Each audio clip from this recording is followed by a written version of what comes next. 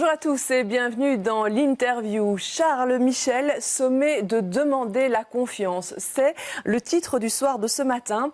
Hier, le Parlement a poussé le Premier ministre en votant une motion soutenue par les partis de l'opposition et la NVA. Laurent Moutambaï, bonjour.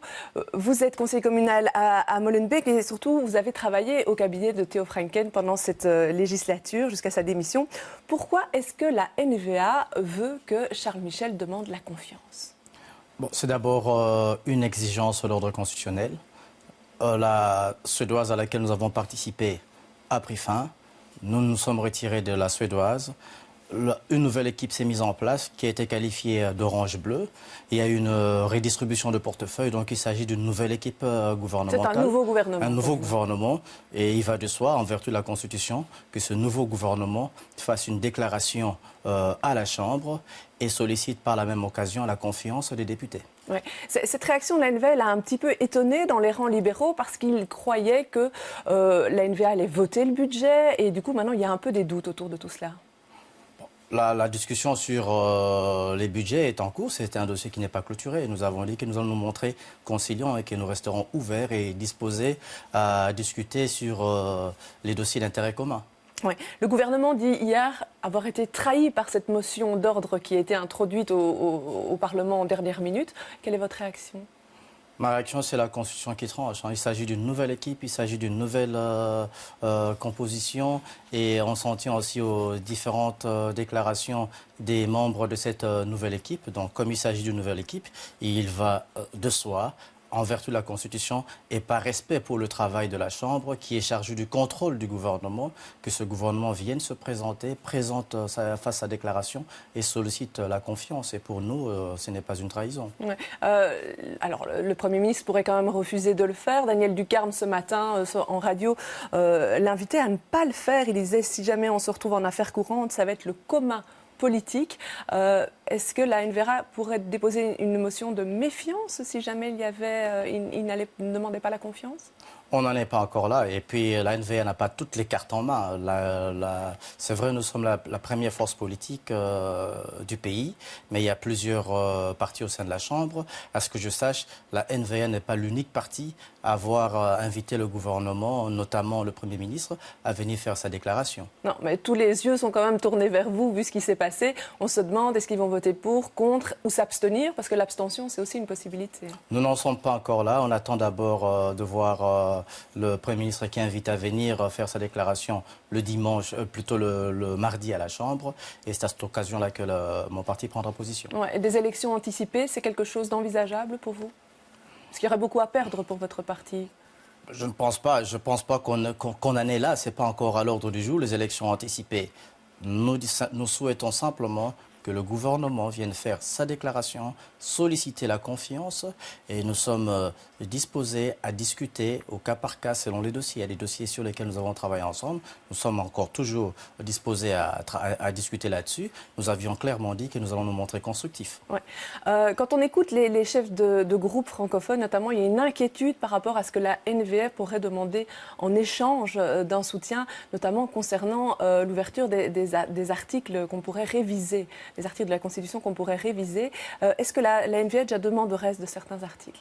Bon, je pense que ceux qui ont des inquiétudes, c'est plutôt à eux que s'adresse cette question. Je crois que la NVA ne s'est pas encore exprimée là-dessus. Donc, on n'en est pas encore là. Là, je crois qu'on va un peu trop vite en besogne.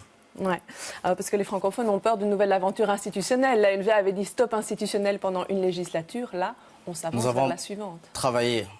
Nous avons eu une excellente collaboration au fédéral, notamment avec le MR, et l'institutionnel a été mis au frigo. Et pendant 4 ans, nous avons montré que nous pourrions nous comporter comme un parti responsable. Nous n'avons pas eu d'exigence sur le plan institutionnel, nous n'avons pas eu de débat sur le plan institutionnel.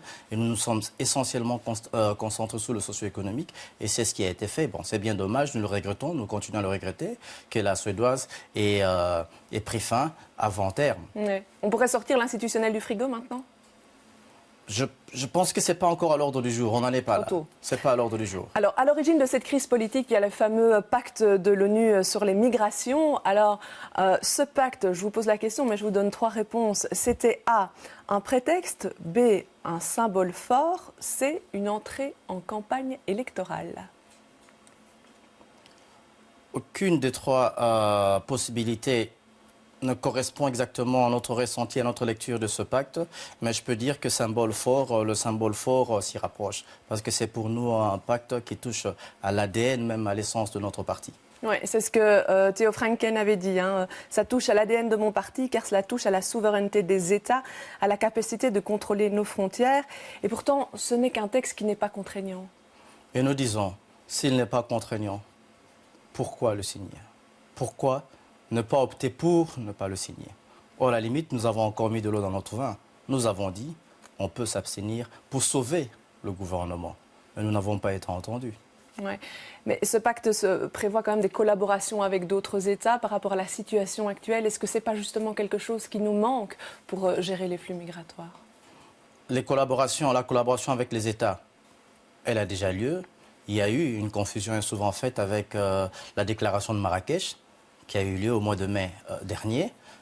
Mais c'est une déclaration qui s'inscrit dans la logique de la coopération internationale, la collaboration avec les États, et notamment en ce qui concerne le retour. Ouais. Mais le pacte en lui-même, pour nous, c'est un instrument qui hypothèque notre souveraineté et notre capacité à contrôler nos frontières. L'ADN de la NVA, c'est la question migratoire aujourd'hui? C'est une question essentielle pour la NVA. Ce n'est pas que l'ADN, en disant l'ADN en termes de souveraineté. Oui. Parce qu'avec le pacte, la souveraineté est transférée à des instances internationales et supranationales. Tandis que la NVA veut garder ses compétences, c'est lié à l'essence même, à l'existence même d'un État. La NVA veut conserver ses compétences au niveau de la Belgique. Alors est-ce que la migration va devenir un axe important de la campagne électorale ici pour les prochains mois? La migration a toujours été un des éléments importants de la NVA, bien avant notre montée au pouvoir fédéral et tout au long de notre participation à la suédoise. J'ai moi-même fait partie du cabinet qui avait en charge la migration et je pense qu'il y a encore du chemin à faire. Nous nous sommes positionnés dans la bonne voie et il y a encore tout un tas de choses à réaliser et la migration continuera à avoir toute son importance dans l'agenda de la NVA. Ouais, certains vous reprochent de courir après l'extrême droite sur ce thème-là, notamment la campagne d'affichage qui avait été lancée. La campagne d'affichage qui a été lancée, c'est une faute qui a été commise. Et cette faute, nous l'avons avouée. Ouais. C'est quelque chose qui n'aurait pas dû se faire. L'erreur est humaine, il arrive de se tromper, il y a une faute qui a été commise et nous assumons, nous reconnaissons cette faute pour laquelle nous nous excusons, nous l'assumons, mais nous ne courons nullement derrière le Vlaams-Belang. Nous ne sommes pas contre la migration. La NVA n'est pas contre la migration, la NVA n'est pas contre les migrants. La NVA veut plutôt une migration contrôlée. Et c'est là la différence avec le Vlaams-Belang. Theo Franken a dit de Maggie De Blok, qui reprenait son portefeuille, qu'elle l'a poignardé dans le dos. Il n'y a pas eu d'élégance, parce que vous avez vous-même suivi la première sortie médiatique de Maggie De Blok, alors qu'elle n'avait pas encore procédé à la remise et reprise. Ouais. Et durant ces 4 ans de législature, Theo Franken, à ce que je sache, n'a jamais fait des déclarations à charge de sa prédécesseur Maggie De Blok. Donc c'est une question de timing, en fait. Timing pour qui? Pour Theo Franken ou pour Maggie De Blok? Elle s'est exprimée trop tôt, je veux dire, à votre regard.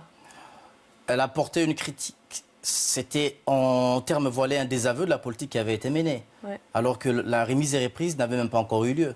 C'est à se poser des questions sur les intentions réelles de la nouvelle secrétaire d'État en charge de l'asile et l'immigration. Ouais. Theo Franken avait mis une limitation du nombre d'inscriptions des demandeurs d'asile à 50 par jour depuis quelques semaines. Cette limitation maintenant a été relevée. Je veux dire, lundi et mardi, il y avait eu beaucoup plus de personnes qui ont été prises en charge. On se posait question, on a entendu pendant des années Theo Franken dire les migrants là, on ne peut pas prendre en charge parce qu'ils sont en transit vers l'Angleterre. Il faut qu'ils soient demandeurs d'asile pour qu'on s'en occupe. Et puis, une fois qu'ils veulent être demandeurs d'asile, on fait une limite au nombre d'inscriptions. Qu'est-ce que vous répondez? Non, il faut savoir, on a eu la crise du parc Maximilien. Et avec tout ce que cela a occasionné comme problème au niveau de la société et notamment pour les riverains du parc. Et le problème qui se posait, c'est qu'il n'y avait pas d'accueil digne. Et nous avons dit que l'accueil est là. Et les places étaient disponibles en ce moment-là. On dit qu'il suffisait simplement, tel que le prévoit la loi, de déposer sa demande d'asile pour pouvoir bénéficier de l'accueil. C'est tout ce que nous demandions et qui était offert en demande à Aujourd'hui, l'époque. ceux qui veulent le faire n'y arrivent pas parce qu'il y a un quota. La situation n'est pas exactement la même. Parce qu'aujourd'hui, le réseau d'accueil est confronté à un problème de saturation. C'est une question de capacité. Et la situation n'était pas identique au moment où se posait le problème du parc Maximilien, où on invitait les gens à demander l'asile pour pouvoir bénéficier de l'accueil. Il y avait plus de place à l'époque qu'aujourd'hui. Le réseau d'accueil, en tout cas, n'était pas aussi saturé qu'il est actuellement. Ouais. Qu'est-ce que vous répondez à Maggie de Bloch qui dit « Laisser les gens à la rue aujourd'hui, cela ouvre la voie à la criminalité ». C'est ce qu'elle disait lors de cette première réaction. Moi, je crois qu'il faut lui reposer la question. Il faut reposer la question, qu'est-ce qu'elle a comme idée derrière la tête? Voilà, alors on va en venir à Molenbeek. Vous êtes conseiller communal là-bas. C'est la première fois que la NVA rentre dans le conseil. Il n'y était pas la première lors de la législature précédente. Qu'est-ce que vous retirez des premières séances du conseil communal? Il y en a une hier. Je dois préciser un détail. Nous revenons dans le conseil communal. Nous avons eu un siège en 2012. Mais malheureusement, après une année et demie, l'élu de la NVA avait claqué la porte avec son mandat. Ce qui fait que nous n'avions pas pu faire entendre notre voix au sein du conseil communal. Et avec les élections qui ont eu lieu dernièrement au mois d'octobre, la NVA aurait fait son entrée au conseil communal. Il y a eu la séance d'installation des conseils communaux, au cours de laquelle j'ai prêté serment. C'était il y a plus ou moins 2 semaines. Et hier, il y a encore eu une séance. C'était la 2e séance du conseil communal. Ouais. Et les impressions, j'y viens de faire mon entrée. Je prends mes marques, j'observe. J'ai fait la connaissance de nouveaux collègues. J'observe également la nouvelle bourgmestre. Je vois comment les choses se déroulent. Comme vous le savez bien, nous ne faisons pas partie de la majorité. La NVA va occuper les bancs de l'opposition. Mais dans l'opposition, nous allons veiller à mener une opposition ferme, stricte et constructive et veiller à ce que le plan Marshall continue, le plan Canal continue à être appliqué. Oui, c'est une majorité PS-MR. Tout à fait. Au départ, ce n'était pas ça qui était prévu. Vous avez été soulagé de voir cette majorité se mettre en place plutôt qu'une alliance avec le PTB? C'est l'un dans l'autre, pour nous, ça ne change pas beaucoup de choses parce que ce n'est pas non plus notre coalition. Une coalition PS, on aurait souhaité que le PS ne prenne pas la direction de la commune, mais les choses se sont ainsi passées. C'est ainsi que les citoyens ont distribué les cartes et nous respectons le verdict du citoyen. C'est ainsi que des bancs de l'opposition, nous allons mener une politique d'opposition assez stricte et constructive à ce niveau. C'est ce qu'on va voir pendant les 6 prochaines années. Tout à fait. Bien, je vous remercie d'être venu sur ce plateau. Et je vous remercie de nous avoir suivis. Et bien, demain, dans l'interview, ce sera Jean-Jacques Deleu qui recevra Sophie Wilmès et on reparlera encore de cette crise au fédéral. Belle fin de journée à tous. Merci.